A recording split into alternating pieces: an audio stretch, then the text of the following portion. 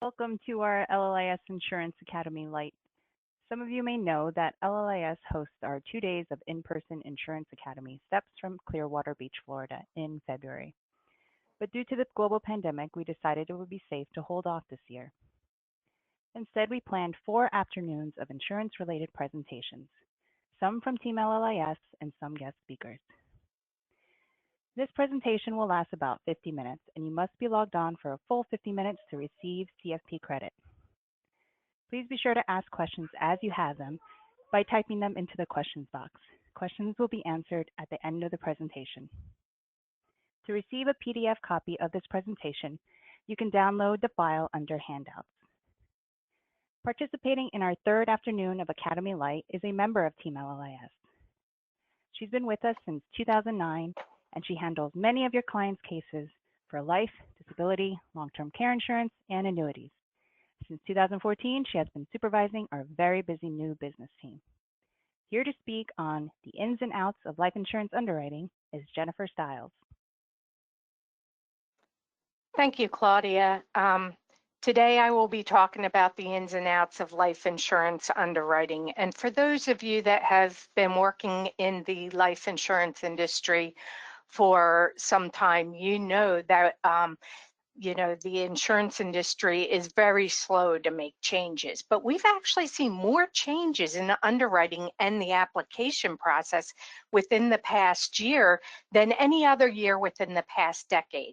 So today I'm going to go over what's involved in underwriting and address some of those changes that have occurred within the past year.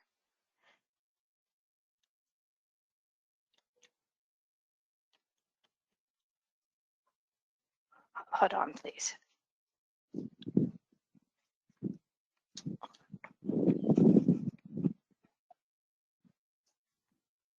I'm trying to make it go to the next slide. I apologize. Okay, sorry about that. So the purpose of underwriting is really to assess and classify the degree of risk an insured represents to the insurance company. The underwriter is going to review a lot of information about the client and decide whether to accept or decline that risk. It only makes sense that the higher the risk, the higher the premium.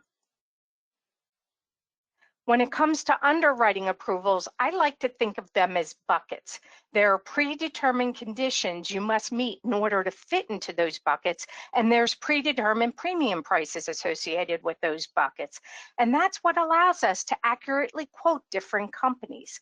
Now, Preferred Plus, Preferred, and Standard Plus, these are all considered preferred classifications. These are people that are deemed a lower risk and have longer than average life expectancy. Then there's the standard approval. This is average life expectancy. So anybody who gets standard rates or better, these are all excellent offers. And in fact, life insurance has been in existence in some form or another for centuries, right? But up until about 40 or 50 years ago, the best approval you could get was standard. And then they rolled out the preferred classifications. And when they did that, that's great. People can pay lower premiums, but there's very strict guidelines that you need to meet in order to get those approvals. If somebody is deemed to be a slightly higher risk than normal average life expectancy, then they'll probably be approved at a table rating. Table ratings work, depending on the company, there may be 10 to 15 table ratings. And the way they work is that it may be table A, B, C, or table 1, 2, 3, depending on the company. But each table rating is 25% higher premium than the standard premium. So if my standard premium was $1,000 a year, if I was approved at table A, it would be 25% higher, or $1,250. If I was approved at table B, it would be 50% higher, so it would be $1,500. Table C, 75%, and table D would basically be double the standard premium. Now, this is the way every single insurance company does it on the 25% increment. Some do it based upon standard premium, others do it based upon the standard plus premium. Not all insurance companies actually have a standard plus approval. Some just go preferred plus, preferred, and standard. But those that do have standard plus, they do their table ratings based upon that premium. And then every once in a while, we'll see a flat extra. Probably about once a month. It's not incredibly common, but we do see that. And flat extras tend to be on policies where somebody may have a hazardous activity, or possibly if they've had cancer in the past. Now, all these buckets, there are male and female rates. Everything else being equal, women are going to pay less for life insurance. And the reason being is we tend to live longer, so our chances of dying at a younger age are lower, and that's reflected in the premium, right? So, but before all you guys get, oh, that's not fair, whatever, women pay a lot more for long-term care and disability insurance, because we do live longer, and the claims experience shows that we have a lot more claims with those products. There's also smoker and non-smoker rates. For life insurance, smoker rates tend to be, I'd say, about 3 times the non-smoker version. So, it's a huge increase in premium for smoker rates for life insurance. For disability insurance, it's about 25% higher. And for long-term care, it really doesn't make much of a difference. So it's interesting that it's, different between the products. Disability and long-term care also don't have this many approval classes. There's only maybe about 3 or 4. So life insurance has a lot of different classifications. So let's dive into underwriting. Like I said, the underwriter is going to reveal a lot of information, and they get the information about the client from several sources, such as the application, the exam, and we'll go into detail more about that in a little bit. The motor vehicle report, the medical information bureau, the prescription database, medical records, financial information, and a telephone interview. Now, to retrieve all this information and review it, the underwriting process typically takes about 2 to 3 months before an approval is made. Now, sure, some insurance companies have an accelerated process. We work with a lot of insurance companies that have that, but not everybody is eligible to go through that process. So we do like to prepare people for the realistic 2 to 3 month process when possible. Now, a lot of people think, geez, I'm healthy, I don't take any medications, I should be eligible for that preferred plus rate. And health does have a lot to do with your approval, but there's really 4 areas that the underwriter is going to look at. The first one is lifestyle, of course, medical history. There's financial, as well as family history. And we're going to go into more detail about each one of these. So let's dive into lifestyle underwriting. There are many areas of somebody's life that their lifestyle that can put them at a higher risk for a premature death. They may do hazardous activities. We look at drug, alcohol, marijuana usage, somebody's driving record, as well as foreign travel. And these are just 4 areas. There's more as well, but these are the most common, and we'll go into more detail. So let's talk about hazardous activities. There's certain sports and hobbies that carry an increased risk of having an injury or death. Underwriters must become familiar with these risks and know how to appropriately assess them. And here are some common examples of hazardous activity: aviation, scuba diving, mountaineering, race car driving.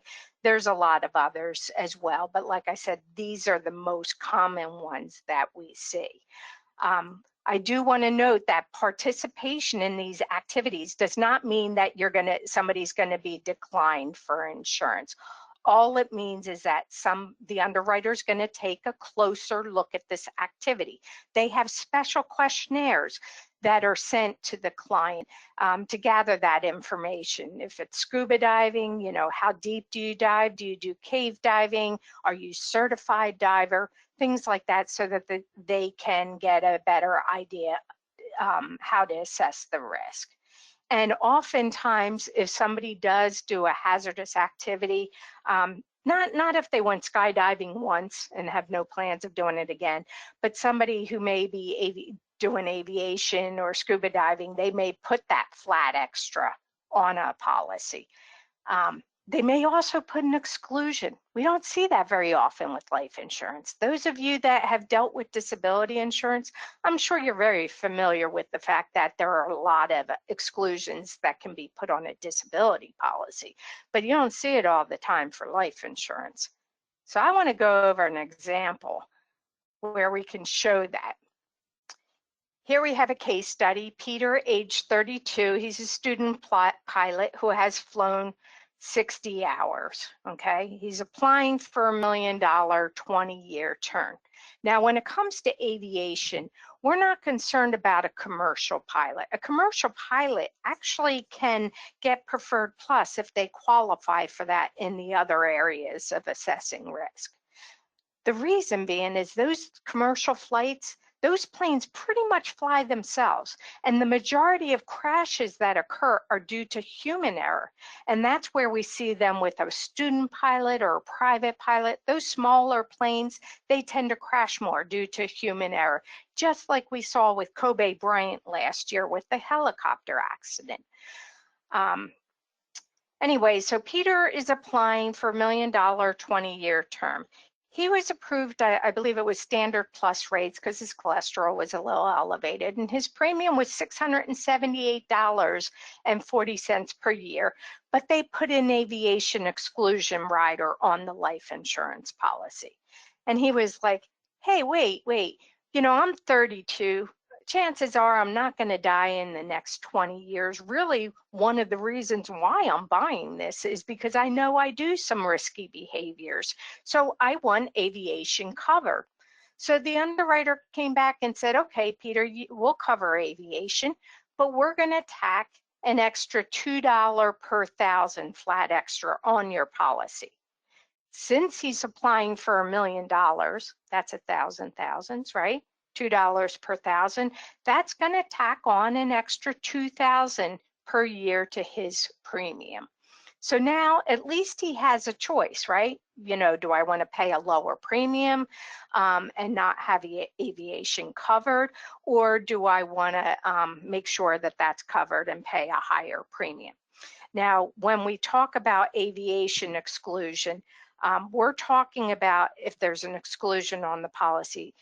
We're talking about if he were to be flying or co-piloting a plane and it crashed and he died, that's where they wouldn't pay that death claim.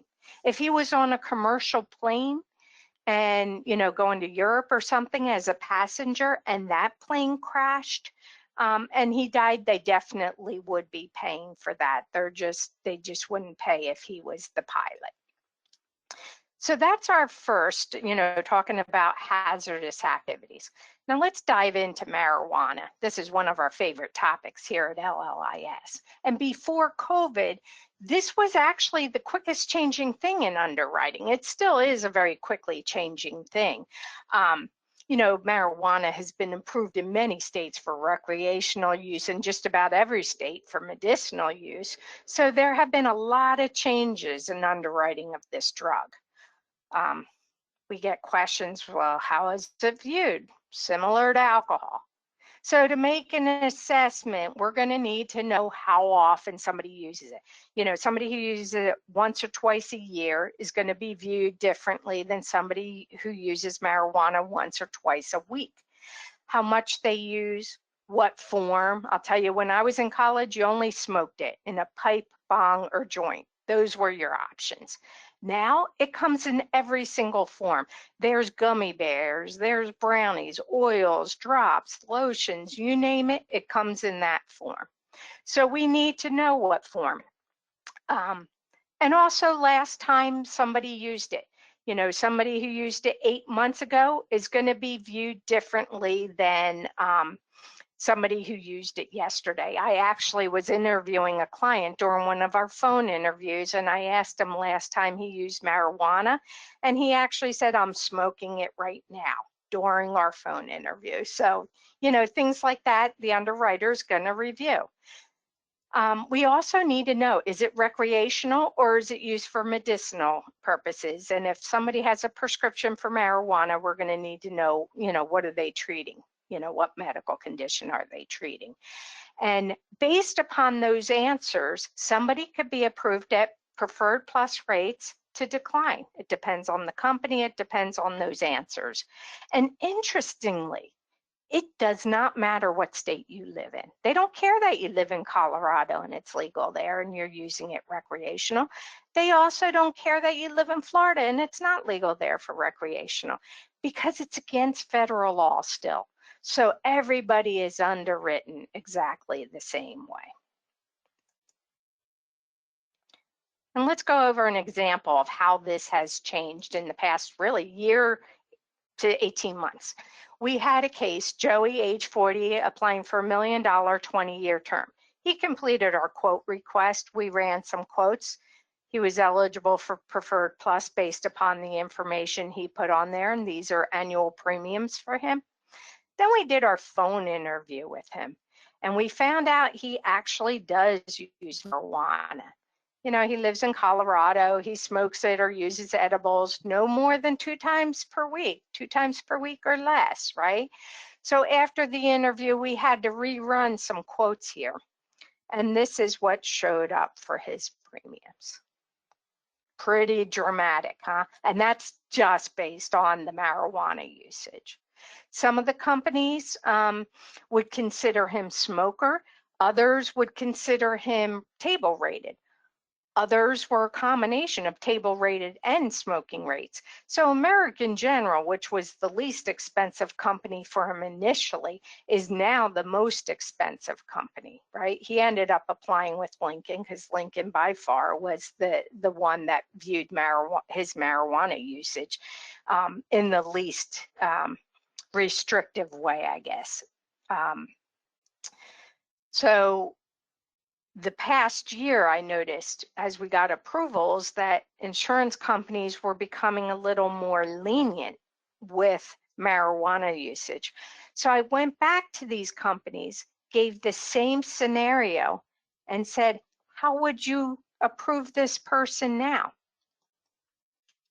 This is the rates that came back. Huge difference, right? I mean, just, you know, when he applied, it was the end of 2019, beginning 2020. Now the insurance companies are becoming so much more lenient when it comes to marijuana usage. I don't know why. Maybe there's more data out there that shows that maybe marijuana usage really is not a riskier behavior or not a huge risk like they initially thought. But, you know, either way, they have actually become more comfortable, I guess, with the marijuana usage. And then there's the motor vehicle report. You apply for life insurance and disability, they order your motor vehicle report. And what they're looking for are speeding tickets, at-fault accidents, DUIs, and driver's license suspensions. Typically, if you have 1 speeding ticket in the past 5 years, every company is fine with that. If you have 2 or more, it can affect your approval. And they do order your motor vehicle report for that. And obviously, if you have those riskier behaviors, you know, death from car accidents is a very common cause of death, people ages 40 and under. So it is risky, you know, possible behavior. And then the fourth lifestyle underwriting I want to talk about is foreign travel. Now, insurance companies have always viewed future foreign travel. They want to know details, right? So what they want to know if you have any booked travel, where are you going? How long and what's the purpose, right? Are you going for vacation or work? And the reason being where you're going, I mean, obviously, it only makes sense that going to London for a week-long vacation versus going to Botswana to volunteer in a village on a mission trip are going to be looked differently, okay? The Botswana situation, do you have access to clean water there? What's the sanitation like? If you were to get sick, what's the health care like? And you could be exposed to other diseases that are not very prevalent in the United States, such as yellow fever or malaria. There's also safety concerns.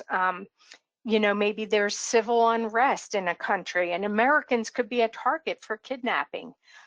Maybe the culture is very different and somebody could be putting themselves in a dangerous situation without even realizing it. Now, most insurance companies are fine with any country that is considered level 1 or 2 from the State Department. Level 1 is exercise normal precautions. Whenever you travel, you should have a certain level of precaution.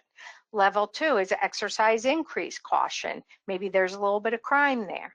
Level 3 is reconsider travel, and level 4 is do not travel. What's new this past year? Due to COVID, all countries are level 4. So because of that, we will need to wait until somebody comes back from their trip and has been in the United States for 30 days before we can submit an application. Now, when COVID first happened and everything was shut down, you couldn't even do foreign travel. In fact, my husband was in South Africa when everything occurred, and he got on the last flight out of South Africa to come to the United States. So, now we do, but that only lasted probably a month or two, a couple months. Now, there are flights to other countries, and so people are doing some foreign travel. We do have a couple companies that we have been able to get approvals for clients depending on where they're going. But in general, the majority of companies right now are still saying they're postponing any approvals or telling us not to even submit an application if they have booked travel. We even have one company, if somebody intends to travel, even though nothing is booked, they will not place a policy. So the underwriting guidelines are very different right now. Due to COVID and foreign travel. Now let's go into the medical exam, medical underwriting, because that's what most people think of, right? When you're applying for insurance, your health. And typically when you apply for insurance, typically you need to have an exam done. And what they're going to do is blood tests, a urinalysis, some blood pressure readings, and your height and weight. Now with COVID, this has been a quickly changing thing because with all the social distancing, quarantining, the examiner would be coming to your home to perform this. And clients are not a big fan of having somebody come into their home during this process. So, understandably so. And that's okay because some insurance companies have lab-free processes. They've actually had them. A lot of companies have had them all along. SBLI, pre-COVID, actually guarantees lab-free for 500,000 and under, ages 20 to 50. And that was pre-COVID, right? A lot of the other insurance companies, that's the only company, though, I want to say, that guarantees lab-free. A lot of companies have an accelerated or lab-free track that clients can go through, but there's no guarantee. The underwriter makes that decision whether labs are going to be ordered. So Principal had lab-free option up to $1 million, ages 18 to 60, Penn Mutual up to $5 million, up to age 65. So that's very generous. And Prudential may be lab-free up to $1 million, ages 18 to 60. Now, what has changed within the past year is that a lot of companies, rather than having necessarily more people in that criteria go through the lab-free process, they have expanded their lab-free process just in the past year. SBLI now guarantees lab-free up to $750,000. And they've also expanded the upper limit age to 60 from 50. Principal maybe up to 3 million up to age 40, and 2.5 million ages 41 to 50. Now, their situation is a little different.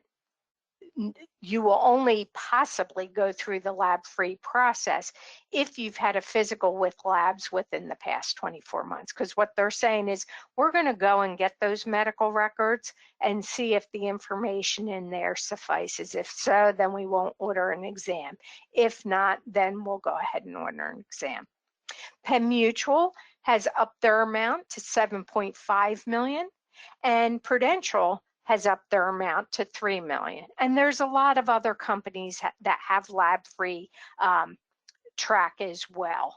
But again, there's no guarantee about it. It's just, you know, and currently about 30% of the people that fit that criteria actually go through the lab-free process, not 100%. 30%. There's certain things that have nothing to do with your health that knock you out. If you've had 2 speeding tickets, that may knock you out of the lab-free process. If you've declared bankruptcy. So there's a lot of criteria you have to meet that doesn't even really have anything to do with your health that can knock you out of that. And even if you don't have any of those knockout questions, there's a certain portion that they're going to take out of the lab-free process and order an exam so that they can do their internal auditing, if you will. You know, actuaries are very concerned about doing this lab-free.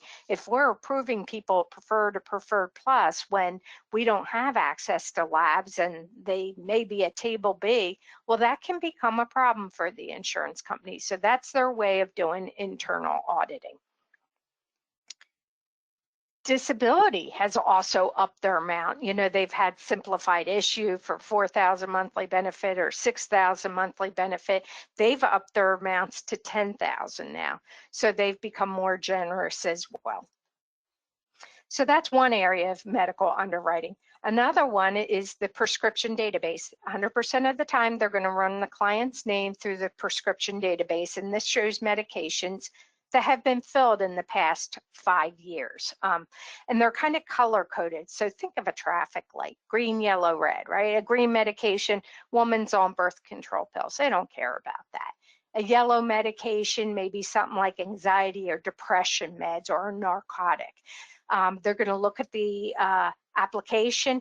Okay, Jenny, you know, or whoever the client is, disclose that they have depression. So it makes sense that Wellbutrin was prescribed. That all matched up. If it didn't match up, if nothing was disclosed about the medication, they're going to come back and ask the client more details about that. And then they'll probably go ahead and order medical records.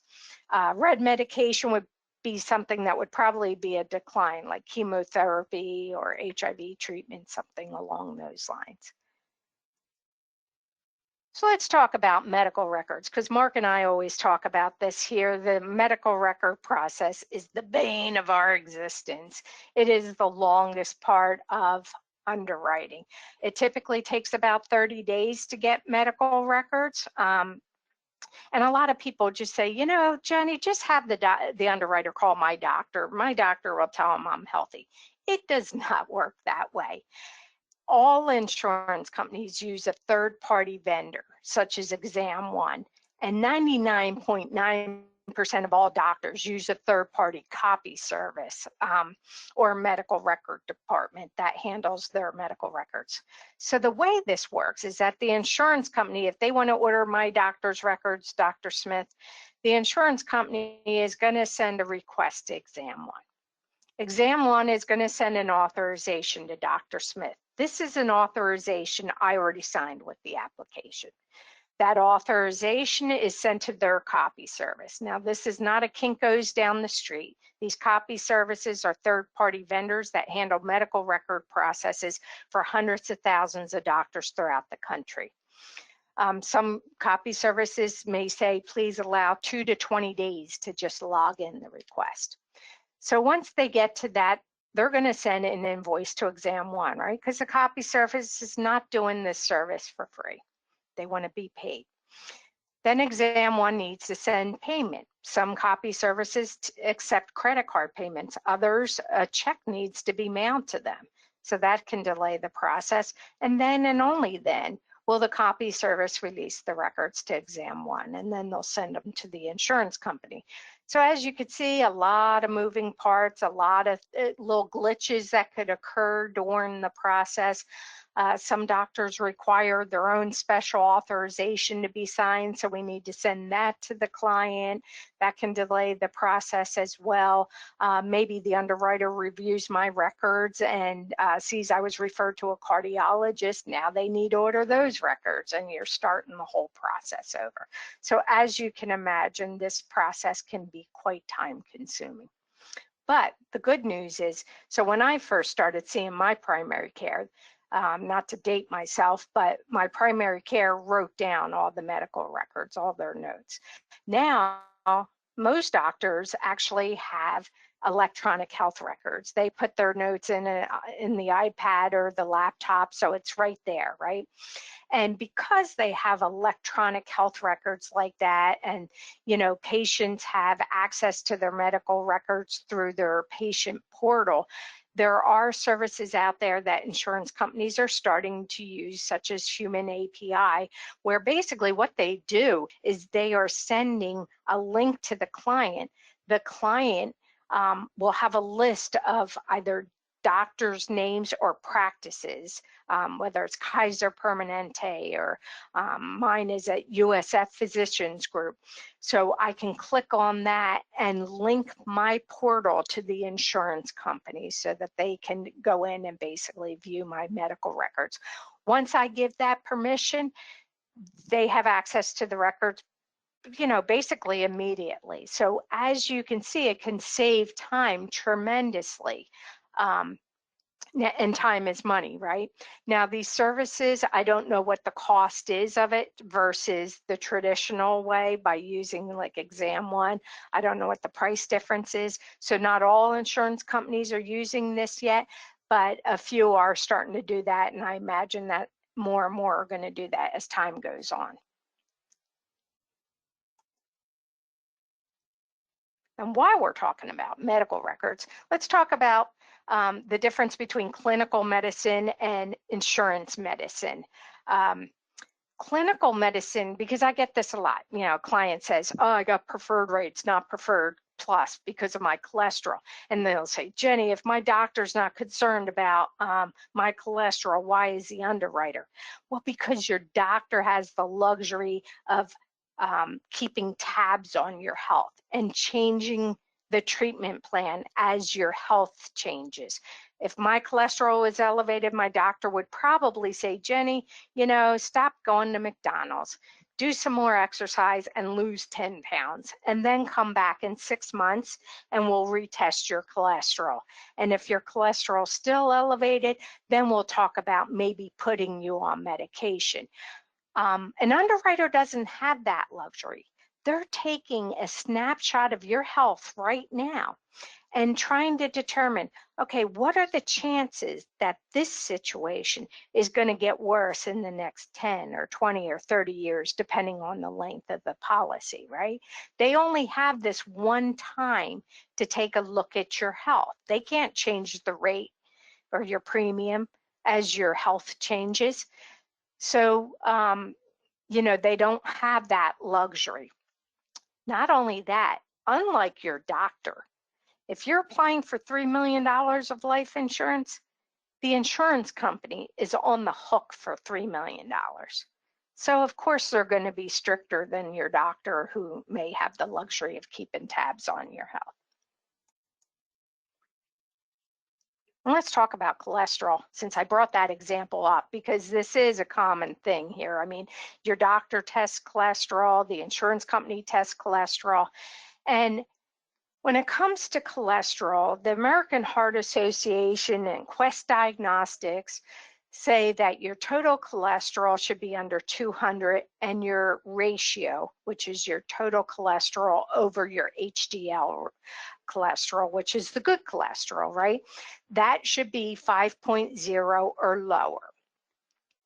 So let's take a look at this. Company A says, well, you could get Preferred Plus with a total cholesterol of 220 as long as your ratio is 5.0 or lower. So you got to meet both criteria, right?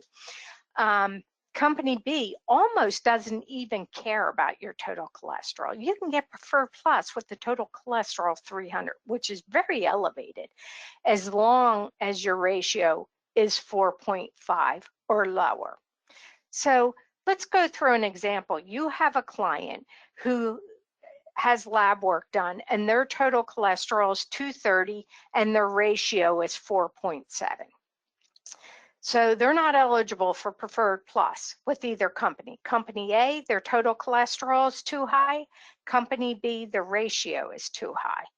Now, they may say, so if they applied with Company B and we're saying, okay, you were approved at preferred rates due to your ratio, and the client says, well, wait, I got my lab results and my ratio was 4.7 and Quest says it should be under 5.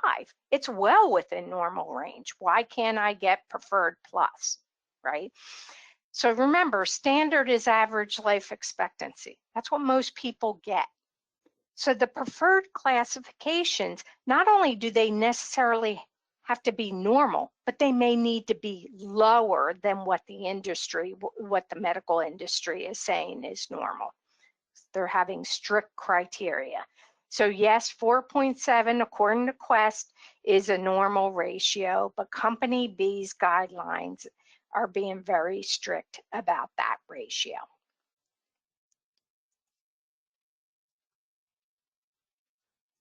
And that's just one medical example there. So as you can imagine, there's a lot. Okay, so let's talk about the MIB. And this is not Men in Black, this is the Medical Information Bureau. This is an insurance database. You apply for health insurance, life insurance, disability, long-term care. Your name goes into this database. And it is comprised of member companies that participate in this and share information, okay? They disclose information about the client, so your name automatically goes into this database. The purpose of the database is twofold. It's to reduce insurance fraud and to make sure someone isn't overinsured.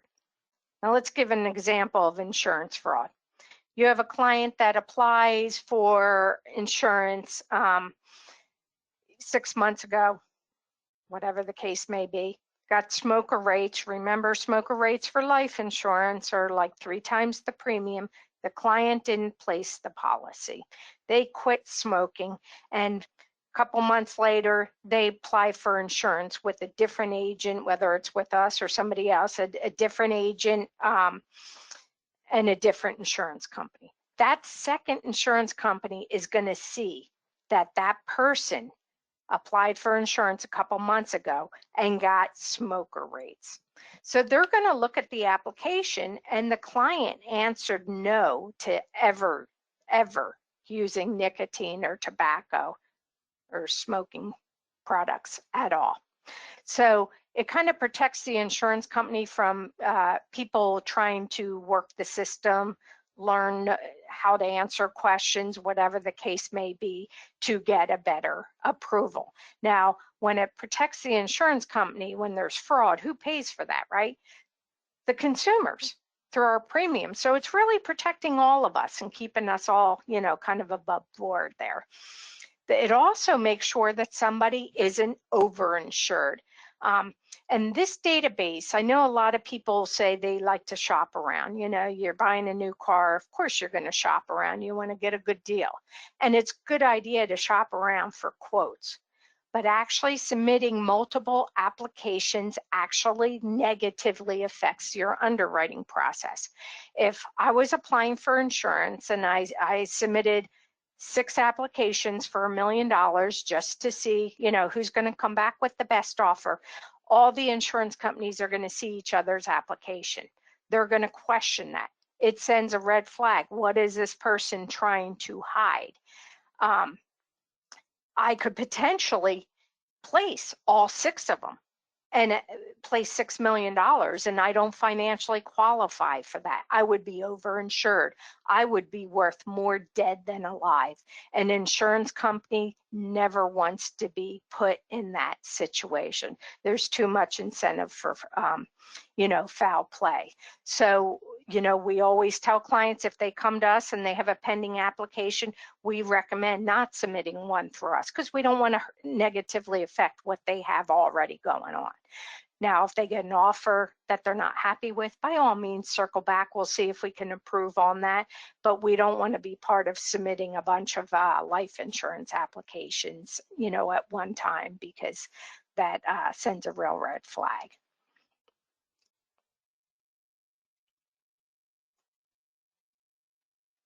And then another source of information for medical underwriting is a telephone interview, especially if the client is going through the accelerated process or lab-free process.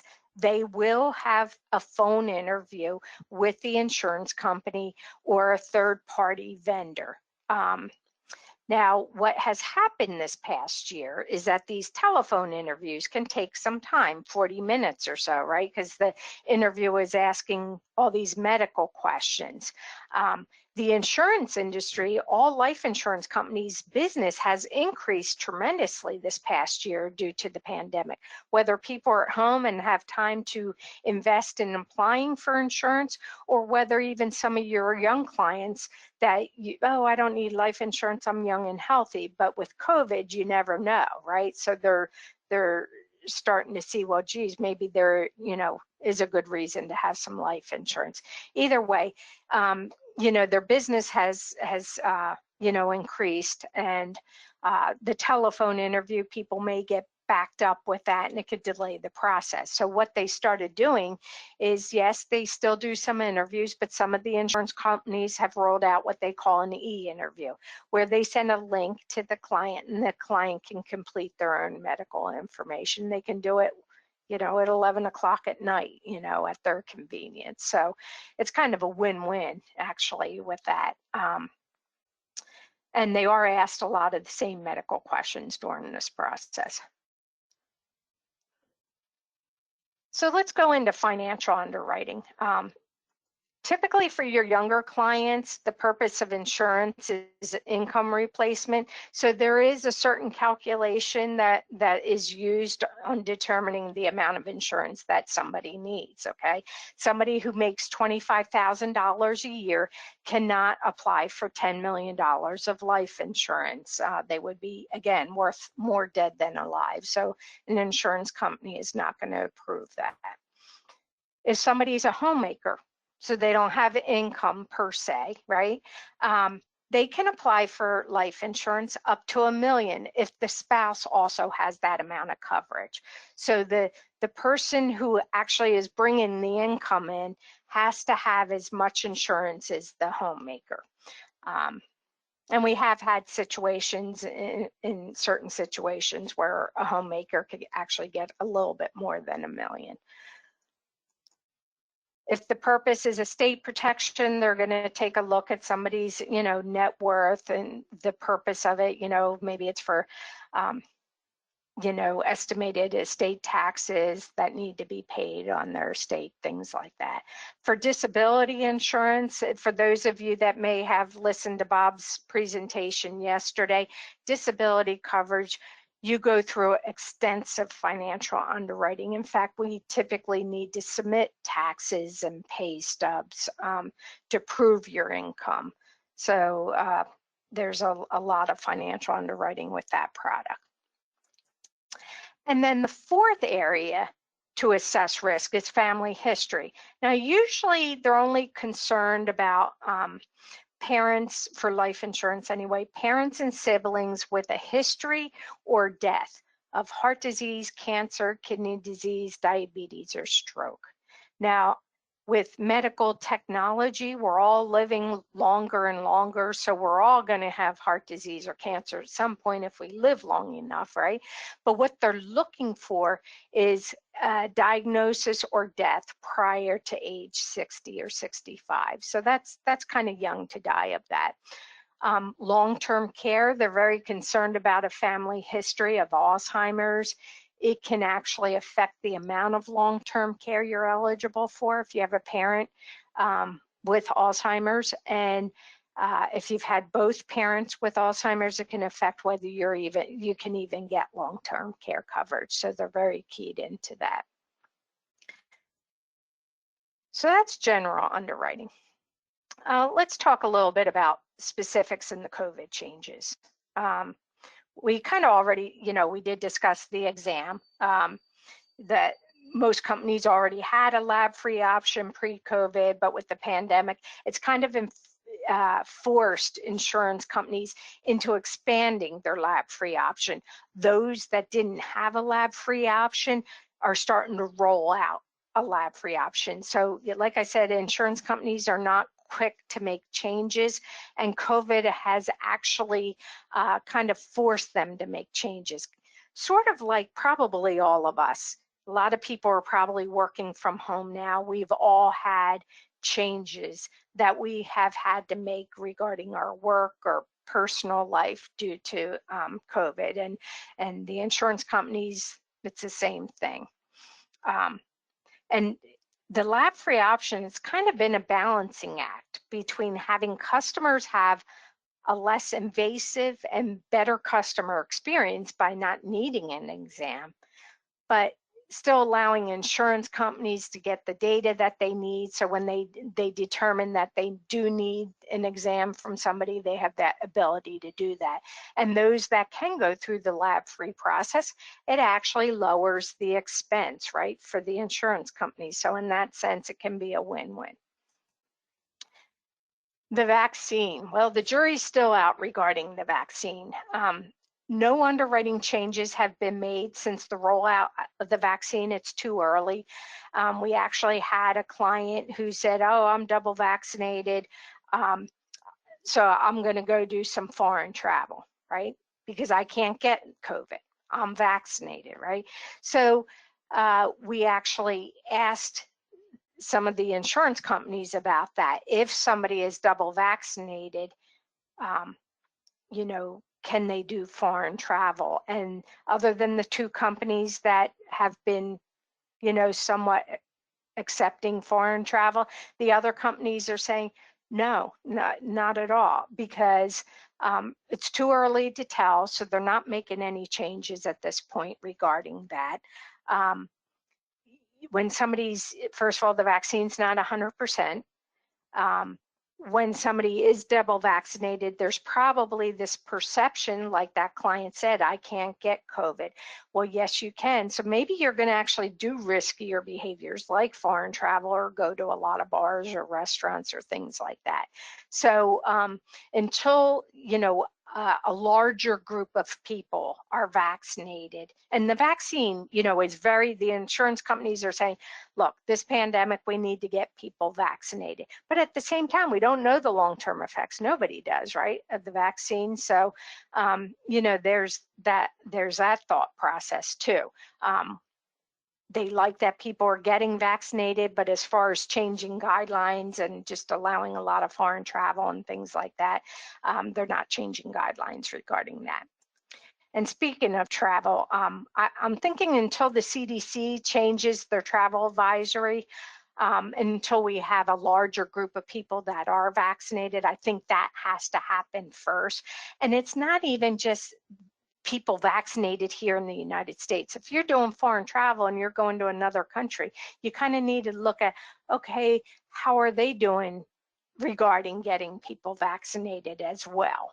So it's a kind of a worldwide concern that they have. So until the CDC changes their travel advisory, I think most insurance companies will probably be postponing applications for anyone who's going to do foreign travel. And interestingly, no insurance company has ever asked about domestic travel. So it's not the fact that you're getting on a plane, it's that you're going to another country. They're not asking about cruises, although I'm not sure any cruise ships are sailing right now, but I just thought that was kind of interesting as well. And all the insurance companies have had temporary guidelines, underwriting guidelines due to COVID. Some of them are postponements or declines, heart disease, respiratory conditions, obesity.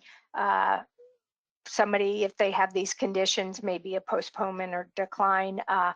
Even like exercise-induced asthma. Somebody that may be a preferred or standard plus approval because they have exercise-induced asthma now may be a postponement because of COVID. And the thought process is if they were to get COVID, they're at much higher risk of, having complications.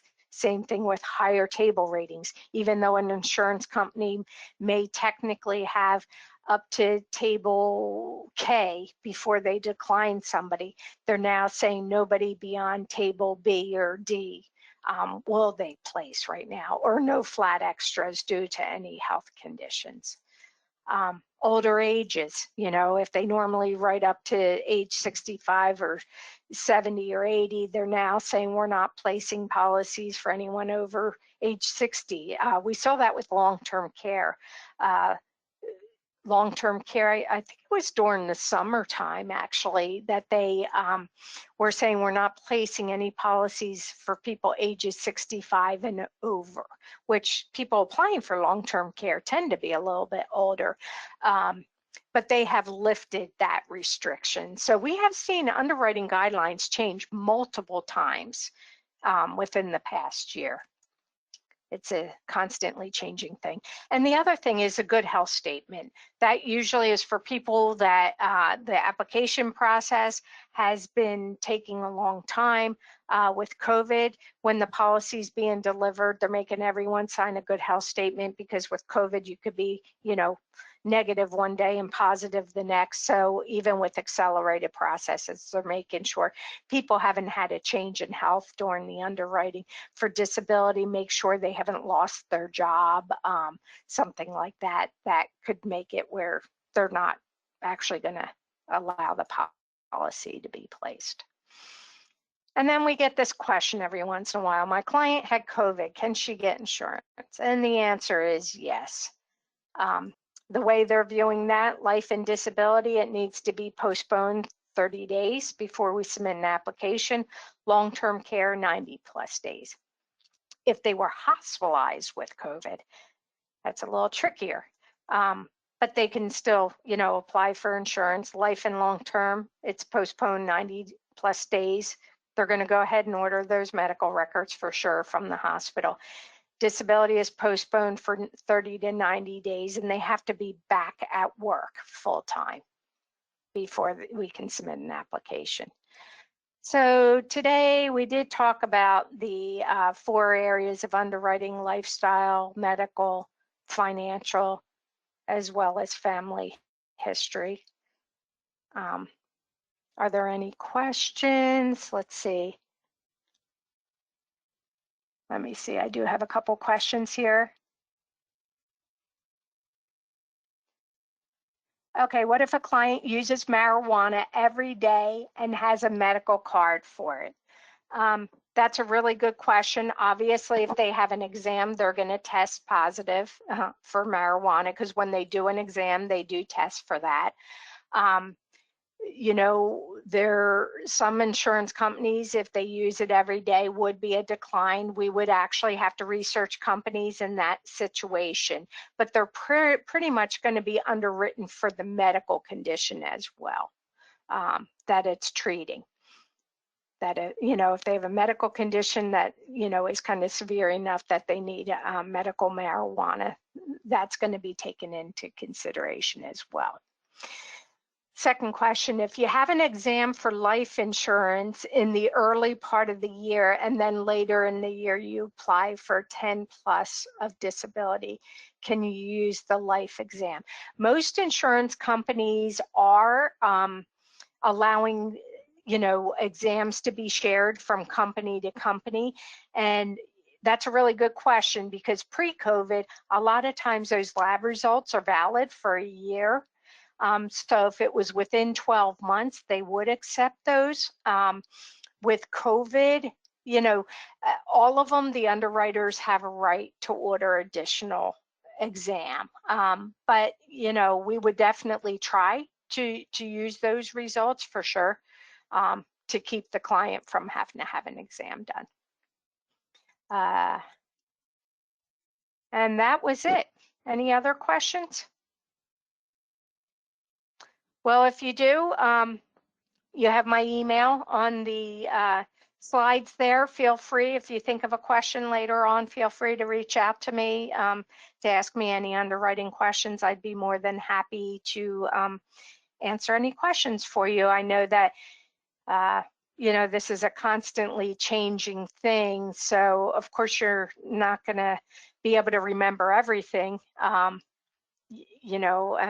things are changing weekly. So feel free to reach out to me, and that's what we're here for, is to help financial advisors and their clients, be able to get the best insurance at the lowest premium. It's a little tricky trying to maneuver through this process right now, but we'll do our best to make sure this process is as smooth as possible. Thank you.